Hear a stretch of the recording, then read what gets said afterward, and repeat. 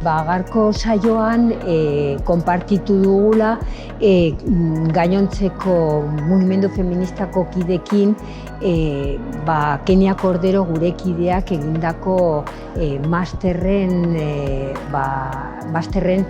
ondorioak, bere egin duela jaien protokoloaren azterketa mugimendu feministarekin batera. Elkarrizketa, lan taldekoak eta hortikan ateratzen dira lan ildo batzuk hurrengo urtetarako.